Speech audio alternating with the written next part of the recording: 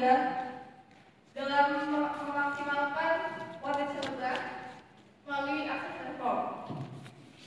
Sebagai informasi tambahan, pada tahun 2022, Kabupaten Bogor 1 menetapkan 3 desa yang menjadi penerima akses reform. Namun dikarenakan desa Cimande kurang responsif sehingga desa tersebut digantikan dengan desa lain. Oleh karena itu saya tertarik untuk mengambil latar belakang keberhasilan kelompok tani hutan.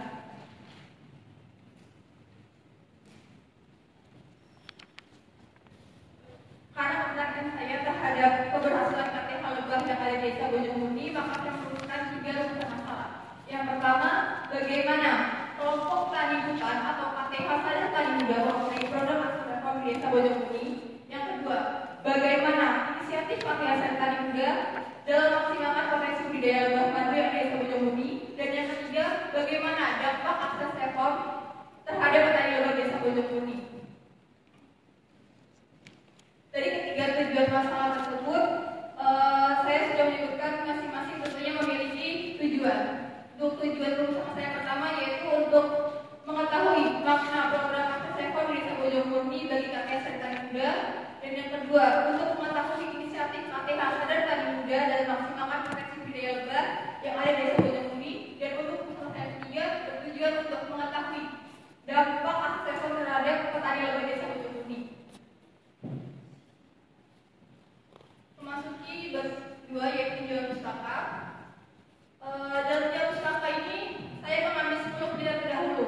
Dalam 10 penelitian terdahulu tersebut saya mengelompokkan menjadi 4 kelompok berdasarkan isinya, yaitu yang pertama, analisis hambatan akses reform, yang kedua, evaluasi kegiatan akses reform, yang ketiga, analisis kesesuaian Perpres nomor 62 tahun 2018 dengan keadaan di lapangan, dan yang terakhir, penyusunan rencana aksi penataan akses reform.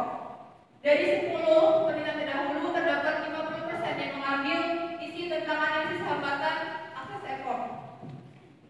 Oleh karena itu, kebaru penelitian saya pertama, yaitu penelitian ini mengangkat hubungan pola pikir penerima akses reform dengan keberlangsungan pencapaian tujuan akses reform desa Bojongmuni.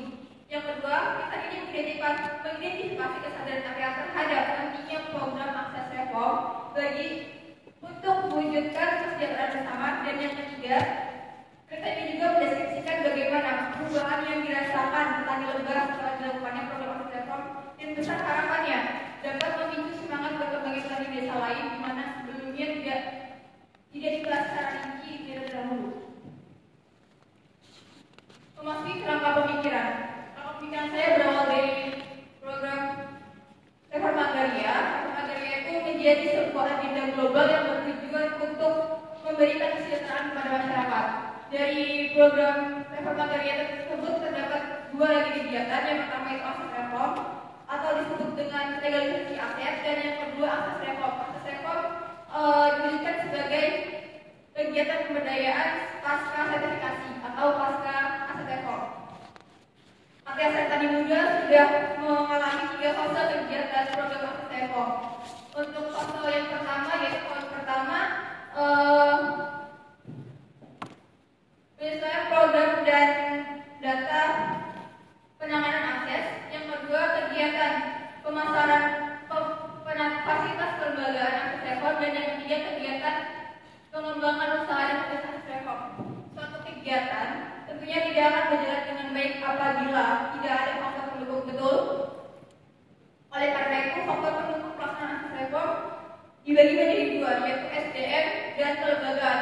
SDM sendiri meliputi objek akses reform tersebut, di mana di sini yaitu petani lebah, dan yang kedua yaitu kelembagaan meliputi BPN, dinas terkait, FS, dan lain halnya. Kolaborasi SDM dengan kelembagaan ini akan memberikan dampak pada kegiatan reforma agraria. Hal ini yaitu objeknya petani lebah. Meski pertanyaan penelitian, untuk menjawab 3 rumusan masalah yang sudah saya jelaskan sebelumnya, saya memiliki 6 pertanyaan penelitian. Untuk pertanyaan pertama yaitu bagaimana pandangan KTH sadar tani muda terhadap akses reform untuk kesejahteraan dan keberlangsungan anggotanya di masa yang akan datang.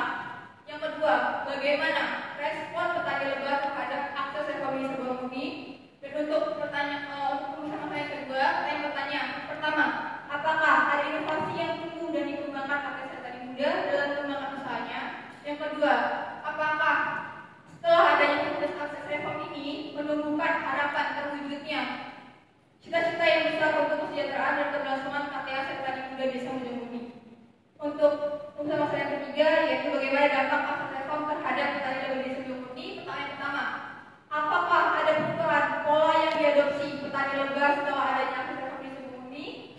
kedua, sejauh mana akses telepon berdampak terhadap perubahan pendapatan, kesejahteraan, dan kemandirian dari karya cetak tersebut.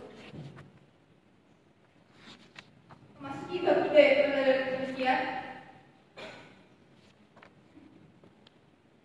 Pada bab ini saya menggunakan penelitian kualitatif dengan pendekatan deskriptif dengan lokasi penelitian Desa Bojongmuni, Kecamatan Ciawi, Kabupaten Bogor 1, Jawa Barat. Untuk menunjang tujuan penelitian saya menggunakan beberapa teknik pengumpulan data untuk mendapatkan informasi. Untuk tujuan penelitian yang pertama, mengetahui faktor keterbukaan karya Sarjana Muda terhadap dalam menanggapi program penanganan akses. Tadi kumpulan data yang saya gunakan yaitu observasi, wawancara, dan studi dokumen. Dan untuk tujuan penelitian yang kedua, saya menggunakan teknik kumpulan data dengan wawancara. Dan untuk yang ketiga, saya menggunakan observasi, wawancara, dan juga studi dokumen.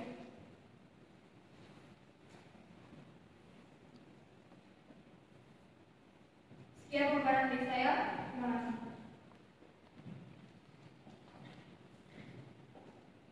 Baik, demikian paparan proposal penelitian dari Karunia Olimpiade Salsabila.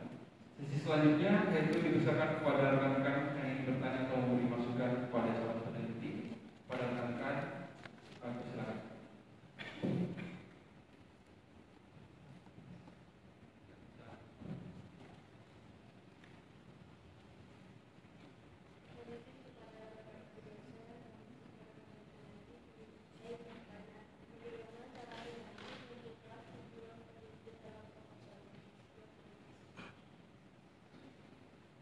Terima kasih atas pertanyaannya.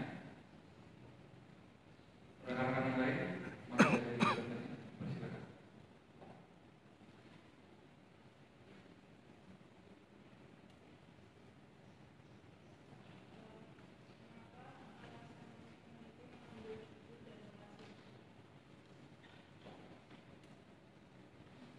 Baik, sudah ada pertanyaan yang masuk.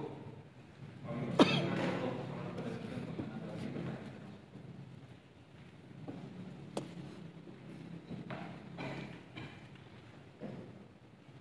Izin untuk menjawab pertanyaan pertama, bagaimana kita menentukan tujuan penelitian?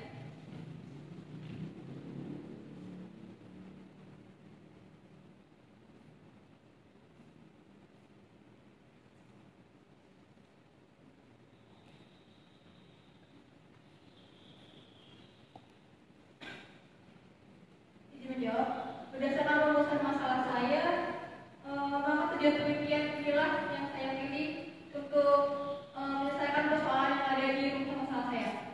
Dan untuk pertanyaan kedua, mengapa saya mengambil judul dan lokasi tersebut? Izin menjawab, karena judul saya berlatar belakang kesuksesan akses telepon, di mana di desa lain kebanyakan itu berkendala dan tidak berjalan dengan baik. Sehingga saya tertarik untuk mengambil mengapa sih di desa Bojongmuni ini bisa berhasil, sedangkan di desa A tidak berhasil. Dan itu yang menjadi alasan. Terima kasih.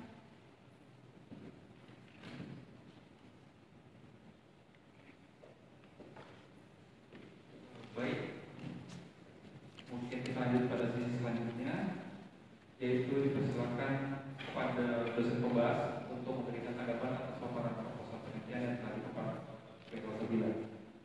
Pada Dr. Siti Moti, kami persilakan.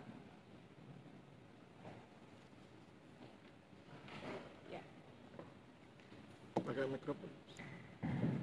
Oh, ada. Assalamualaikum warahmatullahi wabarakatuh. Salam sejahtera buat kita semua. Terima kasih kepada Pak Nasir dan juga Pak Astiono yang telah melaksanakan pembimbingan pertemuan beasiswa dari Olimpiade Salsabila. Selamat juga untuk saudari Olimpiade Salsabila yang telah menyelesaikan tulisannya, proposalnya, sehingga pada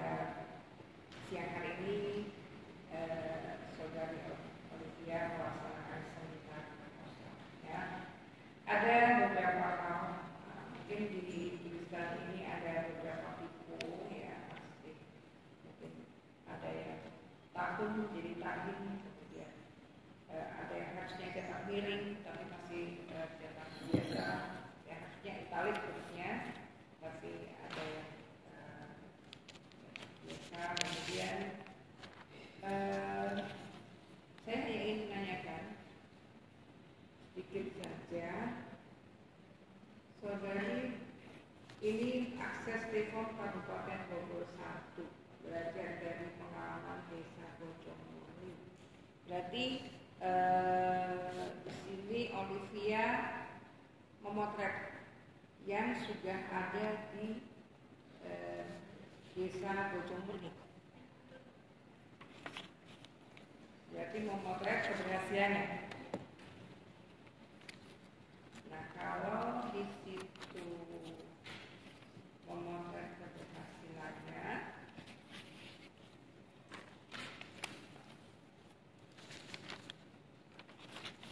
ada di dalam rumusan masalah mengatakan bahwa ternyata progresnya juga terhambat seperti penolakan kepada masyarakat. Nah, sehingga akhirnya kemudian saudara, kalau tadinya melihat bahwa ini adalah merupakan pengalaman belajar dari desa ini, tapi ternyata ada juga yang progresnya terhambat. Itu di bidang apa?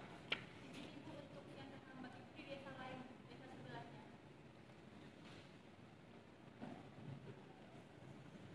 Jadi Bu, untuk yang terhambat itu di desa lain Bu, bukan di desa yang saya sendiri. Oh, di desa yang lain. Iya Bu. Berarti bukan di desa ini ya. Iya Bu. Artinya di sini di dalam rumusan masalah kamu menyebutkan di alinea bawah akses Telkom dalam pelaksanaannya tidak selamanya berhasil. Terdapat kendala yang menjadikan progresnya terhambat, gitu kan? Ada penolakan masyarakat. Berarti kemudian saudara mengkaji keberhasilannya. Berarti di sini sebetulnya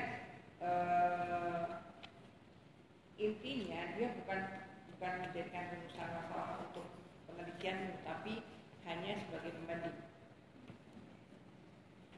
Nah, kemudian rumusan masalahmu adalah bagaimana kelompok tani hutan Sadar Tani Muda. Memang namanya Sadar Tani Muda. Iya Bu. Di situ ada dua Bu. Yang pertama itu sadar tani saja, yang kedua itu sadar tani muda Bu. Oke. Berarti kalau di situ adalah namanya memang Sadar Tani, sehingga kamu membuat pertanyaan penelitiannya di sini kan bagaimana kelompok ini memaknai program akses Telkom yang ada, bagaimana pandangannya dan bagaimana responnya. Nah, untuk menilai atau mengukur pandangan ataupun respon, nantinya indikatornya apa? Saya akan menanyakan mengapa mereka mau menerima akses Telkom, sedangkan desa sebelahnya itu tidak menerima seperti. Jadi apa pandangan mereka untuk ke depannya sehingga mereka mau menerima itu? Itu berarti kan jawabannya apa pandangannya, gitu kan? Kenapa mereka mau responnya? Artinya kemudian kalau kita melihat dari pertanyaan itu, pertanyaan nanti kan kamu pakai pertanyaan terbuka. Nah, kunci dari kata nanti yang akan kamu sampaikan untuk pandangan ataupun respon apa? Apa yang mendasari? Apa yang dasari? Dasarnya apa? Iya. Kemudian responnya? Responnya yang menerima atau tidak itu? Yang menerima? Responnya mampu. Saya menerima. Oh, yang menerima. Iya Bu. Artinya menerima kegiatan itu. Iya Bu. Nah, dengan itu kemudian di dalam pertanyaan penelitian kedua itu kamu breakdown menjadi A dan B, ya. Yang B itu ada kalimat menumbuhkan harapan terwujudnya cita-cita yang besar. Itu menurut saya bukan pertanyaan penelitian, meskipun di awalnya adalah apakah setelah adanya fasilitas pendamping maupun pemberian akses bantuan menumbuhkan harapan terwujudnya cita-cita yang besar untuk kesejahteraan dan keberlangsungan KTH Sadar Tani. Nah, kalau menurut saya breakdown dari pertanyaan yang dari poin kedua yang memaksimalkan inisiatif dari KTH Sadar Tani ini mungkin apakah setelah adanya fasilitas pendamping maupun pemberian akses bantuan itu ya akan mensejahterakan serta mempertahankan keberlangsungan. Jadi tidak merupakan kalimat tujuan. Kalau ini kan ada di dalam pertanyaan penelitian muncul terselip kalimat yang mencerminkan itu adalah merupakan suatu tujuan. Ya, jadi mungkin bisa diganti dengan akan mensejahterakan, mempertahankan keberlangsungan dan sebagainya. Karena di sini kan juga untuk kesejahteraan dan keberlangsungan, tapi bukan untuk kesejahteraan, untuk itu adalah tujuan. Ya, jadi mungkin akan, karena pertanyaannya apakah setelah ini akan terjadi ini dan ini. Ya. Kemudian di kerangka pemikiranmu itu ada kelembagaan di atas ya, jadi petani lebah, kelompok tani sadar tani muda, kemudian turunnya adalah penyusunan program, kegiatan pengembangan, kemudian kegiatan pemataan kelembagaan akses. Ada kelembagaan di sini ya, tapi di bawah dalam faktor pendukung pelaksanaan ada lagi kelembagaan. Kalau saya melihat kan sebetulnya beda ini ya, tapi supaya terlihat bedanya akan lebih baik kalau kelembagaan dan SDM yang di bawah itu kamu rincikan apa, kemudian SDM-nya itu seperti apa. Jadi tidak hanya SDM kemudian kelembagaan, tapi mungkin kalau kelembagaan dirincikan. Kalau yang di atas mungkin kegiatan penataan kelembagaannya, itu yang berkaitan dengan penataan kelembagaannya. Kemudian kalau yang di bawah kelembagaan apa, jadi rinci apa saja yang masuk situ, kemudian SDM-nya yang dimaksudkan apa. Jadi lebih jelas badan amirnya, ya. Sehingga dari situ nanti kemudian bisa dilihat dampak dari akses reform terhadap petani.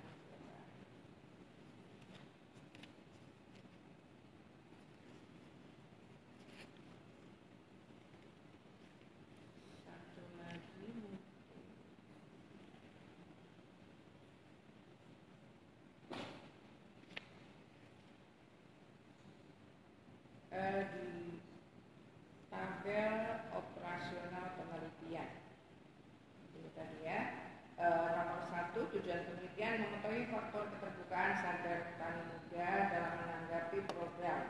Kemudian informasi yang diharapkan adalah kesadaran sadar tani memaksimalkan. Jadi kalau informasi yang diharapkan itu adalah sadar bentuk pertanyaan untuk kesadaran tadi ya. Jadi paling tidak di sini ada tercantum bentuk pertanyaan mengenai kesadarannya. Jadi kalau di sini kan kayaknya kalimat bukan di dalam tujuan untuk mengetahui informasi yang diharapkan. Mungkin di bawah kan kamu tulis yang untuk pertanyaan kedua apakah ada inovasi ya. Nah mungkin kalau yang di atas juga dibuat suatu bentuk pertanyaan yang akan kamu gunakan untuk mengetahui faktor keterbukaannya. Jadi kesadaran itu pertanyaannya seperti apa bentuk pertanyaan untuk mengetahui kesadaran. Jadi kamu tentukan di sini supaya nanti ketika kamu membuat suatu pertanyaan dalam panduan wawancara terbuka itu dapat tercermin di sini, ya. Mungkin itu saja dari saya sedikit tadi ada satu lagi mengenai lokasi penelitian. Kamu sudah membuat gambaran wilayah dengan gambaran wilayah di desa Bojongkoni.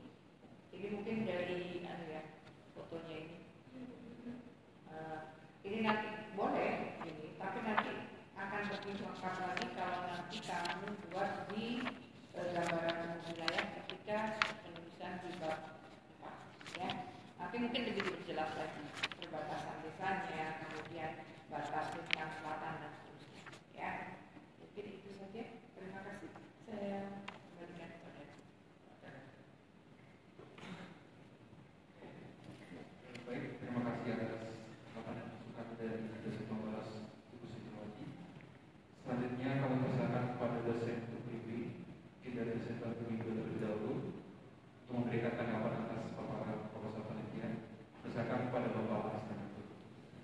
Ya, terima kasih moderator. Assalamualaikum warahmatullahi wabarakatuh. Salam sejahtera buat kita semua. Yang saya hormati Pak Nasir, Bu Wati, Mbak Olivia, dan sahabat-sahabat mahasiswa. Ruangannya besar, tapi kenapa kemudian suasana kita kayak mengheningkan cipta begitu ya? Kurang semangat itu, terutama yang audiensnya. Jadi, pertama saya ingin memberi kritik sekaligus masukan atas performa penampilan ya, penampilan Mbak Olivia. Kritik saya adalah terkesan tergesa-gesa. Oke, pertanyaan menariknya adalah apakah kesan tergesa-gesa ini memang karakter atau hanya grogi? Kalau itu hanya grogi, it's okay, tapi kalau itu karakter, yuk kita perbaiki. Kenapa saya bicara begitu? Karena ketika saya membimbing kan kesannya juga tergesa-gesa ya. Saya dikasih proposal hari Sabtu, kemudian hari Senin harus sudah diberi hari Sabtu dikasih proposal harus memberi masukan. Saya bilang saya nggak bersedia karena hari Sabtu itu hari keluarga ya. Jadi kalau masuknya Sabtu, Senin baru ada respon itu ya. Itu berarti kan kesannya tergesa-gesa. Nah, berikutnya saya ingin cerita tentang judul. Saya sosiolog. Bagi kami orang-orang sosiologi, judul itu sangat bervariasi. Bahkan saya punya pengalaman dulu sahabat saya meneliti tentang konflik di Ambon itu, judulnya unik. Judulnya adalah Ketika Jalan Menikung, Konflik Maluku. Kalau Anda yang tidak terbiasa membaca judul-judul sosiologi, Anda pasti bilang ini tentang pembangunan jalan di Maluku atau bagaimana?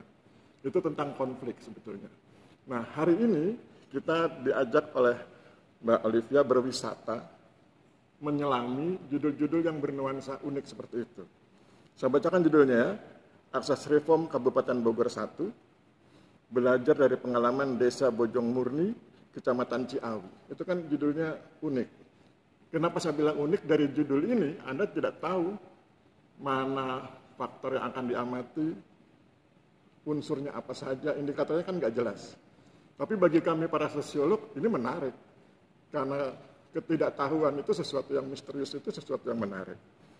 Kalau ini ingin dirubah menjadi judul yang konvensional, yang biasa kita dengar di STPN, maka judulnya adalah Akses Reforma Agraria melalui budidaya lebah oleh kelompok tani hutan di Desa Bojong Murni, Kecamatan Ciawi, Kabupaten Bogor. Itu judul yang konvensional. Tapi hari ini Mbak Olivia tampil dengan judul yang bernuansa sosiologis. Dan saya bersyukur tadi Bu Wati tidak mengkritisi ini. Berarti kan Bu Wati sudah terbiasa menerima judul-judul yang unik seperti ini. Dan judul seperti ini sebetulnya nanti cocok kalau dimasukkan menjadi buku. Pengalaman saya adalah ketika saya penelitian, judul saya konvensional tapi begitu masuk di buku, judulnya saya buat sosiologis. Misalnya Anda pernah baca judul saya Tanah Hutan Rakyat, ya? Terus kemudian implikasi apa begitu ya. Nah itu judul-judul seperti itu. Jadi cuman tetap saja Mbak Olivia harus welcome kalau nanti suatu saat dikritik oleh sahabat yang lain, dosen yang lain yang mungkin tidak terbiasa dengan judul-judul seperti ini. Berikutnya, saya ingin mengapresiasi dua mahasiswa yang berkenan bertanya tentang cara menentukan tujuan dan alasan memilih lokasi. Dua pertanyaan ini adalah dua pertanyaan penting yang apabila diujikan itu cukup menarik, cukup membuat suasana ujian skripsi tegang ya.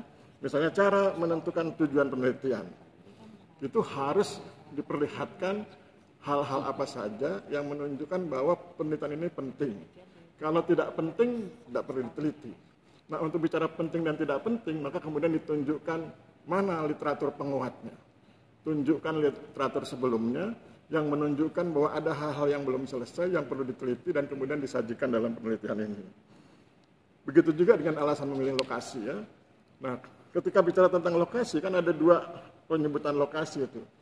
Penyebutan lokasi di metode penelitian dan penyebutan lokasi di tinjauan pustaka. Di tinjauan pustaka, penyebutan lokasinya lebih diarahkan pada penggunaan teori tertentu, bahwa teori itu relevan, dan penjelasan tentang isu utama. Sedangkan di metodologi penelitian, di metode penelitian, itu bicara tentang lokasi tapi dalam konteks teknis penelitian. misalnya kemudahan memperoleh data dan lain sebagainya. Itu. Kemudian yang berikut adalah saya ingin merespon yang disampaikan Bu Ati, tentu dalam artian saya ingin memperkuat yang beliau sampaikan.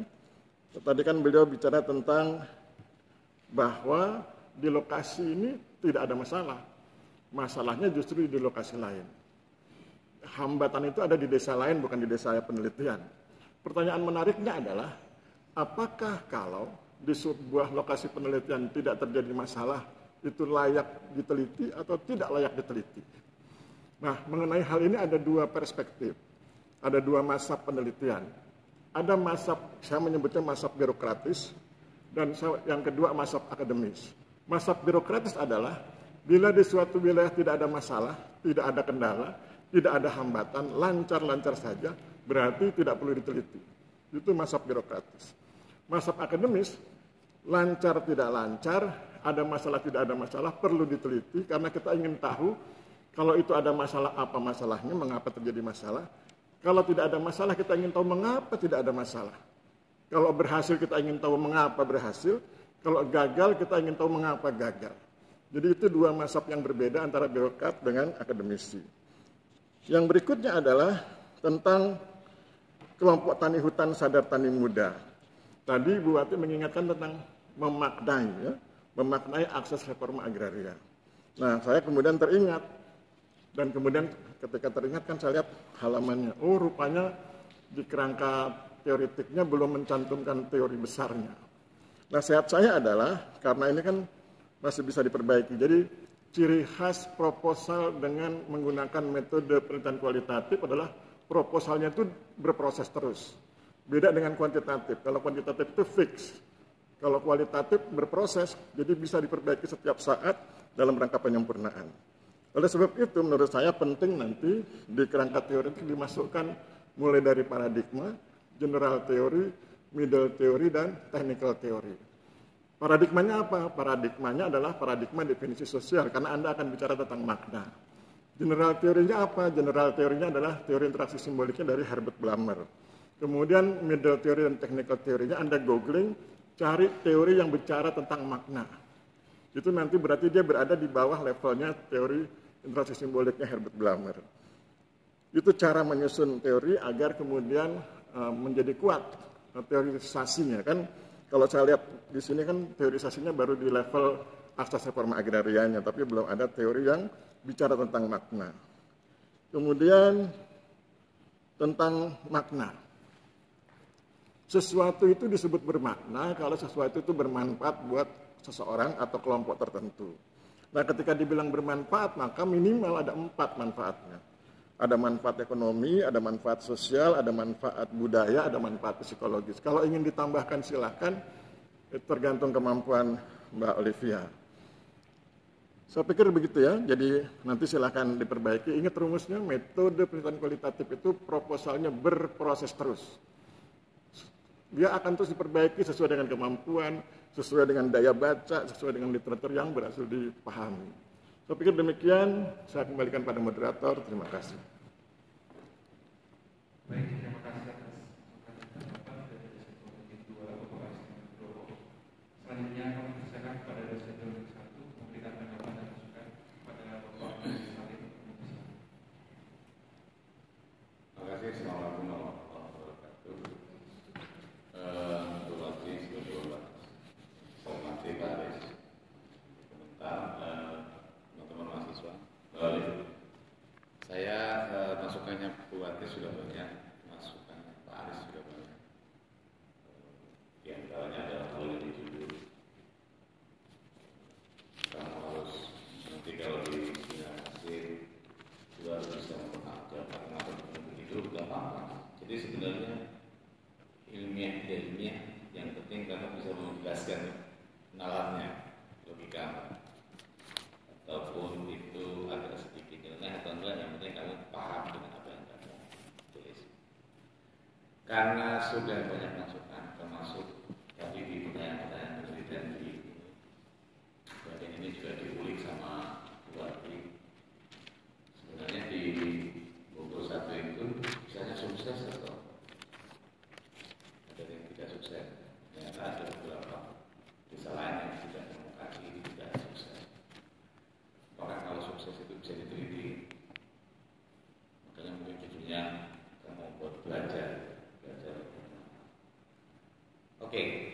masukan itu kamu catat dan kamu perbaiki nanti ya.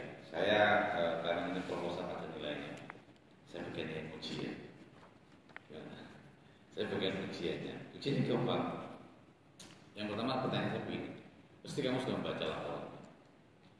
Menurutmu dari bacaan berapa studi literatur maupun laporan-laporan akses reforma agraria, apa sih sebenarnya faktor pendorong utama ataupun persepsimu melihat dia berhasil atau dia gagal? Itu kuncinya dia apa? Menurutmu? Menurut saya bentuknya direspon masyarakat ya Pak. Dia apa? Direspon masyarakat. Respon. Ya, betul. Bisa dielaborasi respon itu seperti apa maksudnya? Saya yang tentang respon itu dan untuk tanggapan mereka Pak terhadap kegiatan-kegiatan yang dilaksanakan, kegiatan-kegiatan yang ada. Respon yang seperti apa dia berhasil dan dia gagal? Seperti mengikuti kegiatan yang pertama Pak, kegiatan yang sudah diinginkan. Untuk yang kedua itu, apakah mereka hanya stuck di situ saja, ataukah mereka mengembangkannya lagi secara mandiri dari kegiatan yang sudah diadakan, seperti pendampingan dan yang lainnya Pak. Pada kasus yang kamu tulis itu seperti apa? Setelah saya praktek kemarin Pak, mereka tidak hanya stuck untuk sampai seperti yang mereka dapat di pendampingan saja Pak, tapi mereka mengembangkannya lagi dengan menggait dinas terkait Pak. Seperti misalkan dinas A ada kegiatan mereka masuk untuk mengenalkan pariwisatanya dan juga keunggulan dari madu mereka. Dan mereka juga di sini tidak hanya menjual madu, tapi mereka juga menjual sarang ya Pak. Yang sarangnya itu bisa dibawa pulang yang dikembangkan di rumah. Itu mereka punya mendapatkan pengetahuan itu dari izin Bapak, awalnya mereka hanya sedikit, kemudian mereka dilakukan fasilitas. ada yang fasilitasi. Ada Pak. Itu inisiatif siapa? Masyarakat pendamping atau masyarakat anggota kelompok tani yang meminta? Dari pendampingan Pak, dari pendampingan tersebut mereka juga mengembangkannya lagi Pak. Jadi tidak hanya apa yang bisa. Artinya mereka mau kreasi-kreasi dibangun. Iya Pak, betul. Itu menurutmu salah satu yang faktor penting untuk berhasil. Iya. Berarti sebenarnya banyak ya yang bisa dielaborasi di kasusmu. Oke, pertanyaan terakhir. Ini sudah jawab, kalau nggak bisa jawab. Iya. Akses reforma agraria itu sudah dijalankan oleh pemerintah sejak tahun 2020 pertama kalau nggak keliru, yang model tahun pertama, tahun kedua, tahun ketiga. Coba jelasin tata cara ataupun langkah-langkah yang dilakukan oleh ATL BPN tadi untuk menjalankan akses reform dari awal sampai selesai. Dari awal itu ada seperti survei Pak. Survei potensi yang pertama. Sebelum survei ada dong. Kan survei kan itu sudah merekrut tenaga dari luar. Apa? Biasanya BPN kalau mau kerja sebelum survei ngapain dulu itu? Rapat, habis rapat menentukan apa? Evaluasi Pak. Nah, survei dulu apa lokasi dulu menurutmu? Surveinya ini survei orang BPN atau survei dari pihak ketiga? Yang kamu maksud? Survei dari BPN Pak. Oke, kalau BPN benar. Terus? Setelah keluar SK baru perekrutan Pak. Terus? Dari perekrutan itu baru survei lagi untuk menentukan bentuk yang akan diberikan masyarakat. Namanya apa? Survei yang dilakukan oleh pihak ketiga ini yang dikontrak sama BPN namanya apa? Penentuan model Pak. Bukan dong. Pemetaan? Pemetaan apa? Pemetaan sosial Pak. Pemetaan sosial. Pemetaan sosial itu secara garis besar ngapain? Mengetahui misalkan apa saja sih pendapatan yang ada di desa tersebut. Terus potensi yang dapat dikembangkan itu apa saja Pak? Oke. Oke, setelah pemetaan sosial terus hasilnya terus dilakukan analisis terus ngapain? Penyusunan program, Pak. Oke. Program itu di mana? Model di mana? Model penyusunan program. Oke, terus setelah itu Penataan kelembagaan, Pak. penataan kelembagaan itu yang kamu maksud apa? Apakah pembentukan kelompok? Apa-apa?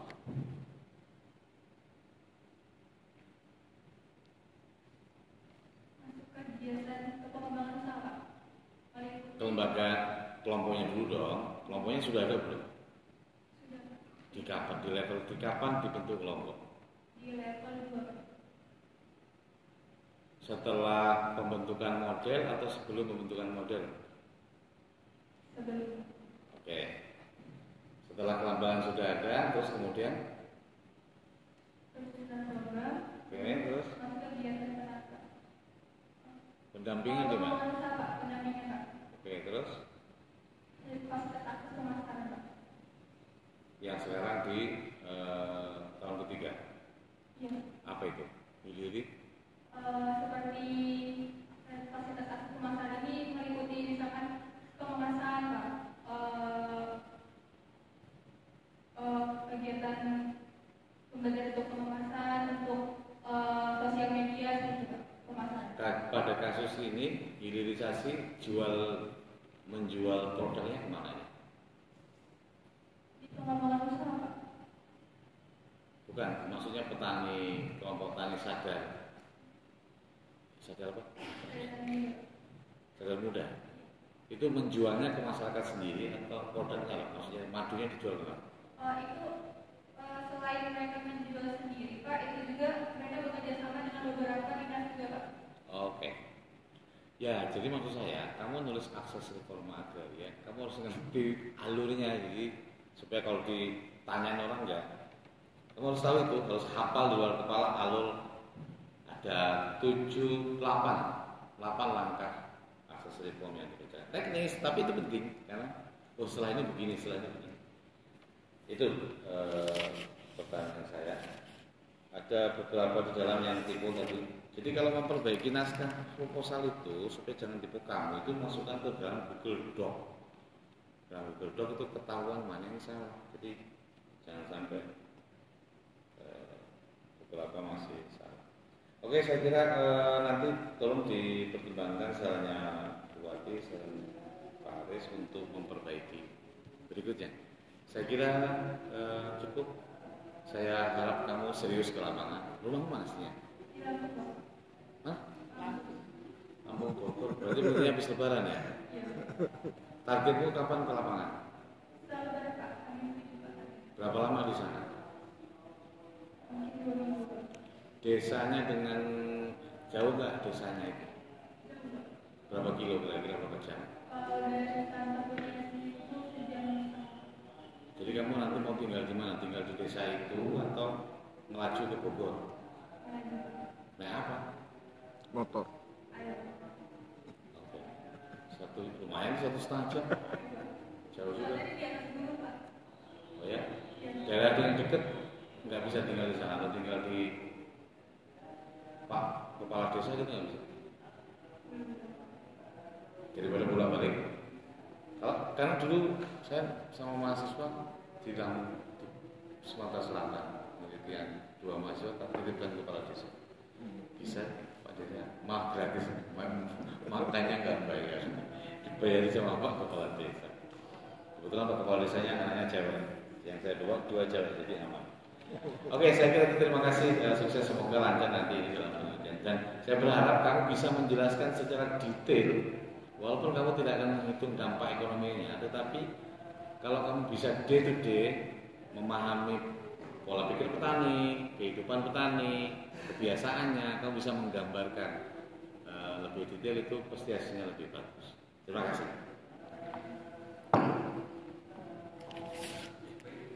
Terima kasih.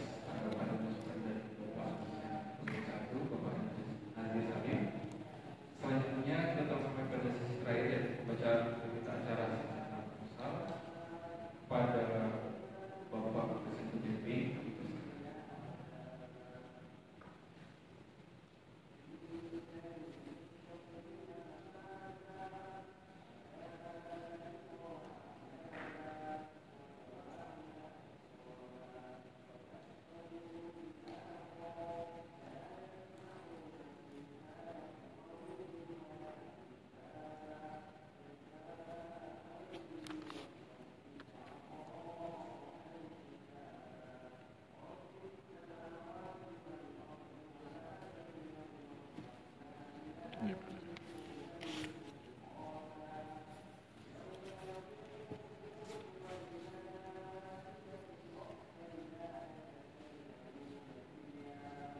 tangan dulu.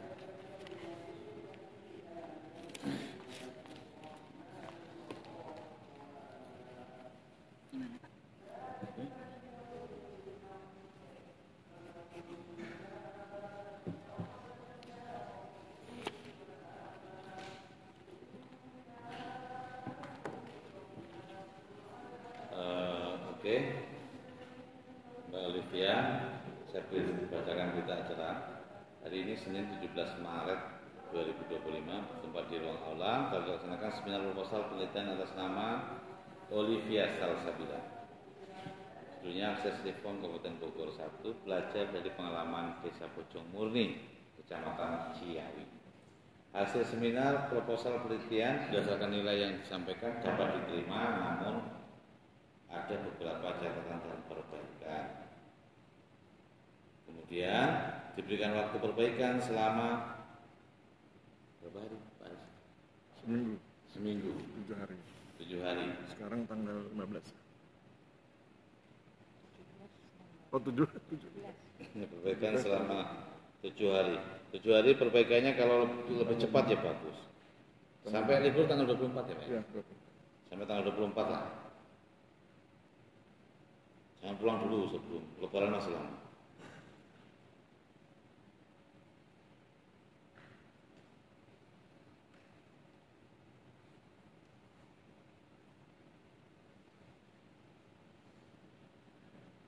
Maksimal sampai tanggal 24 perbaikannya. Kemudian diberikan waktu penelitian selama nanti dulu saya nggak tahu, 1 bulan biasanya. 1 bulan atau 2 minggu. Mintanya berapa lama? 1 bulan. Mulai tanggalnya nanti diurus sendiri ke bagian AK karena kita belum tahu kapan. Oke, demikian seminar proposal hari ini. Terima kasih Bu Andi, terima kasih Pak Aris dan teman-teman mahasiswa semua. Assalamualaikum warahmatullahi wabarakatuh. Waalaikumsalam.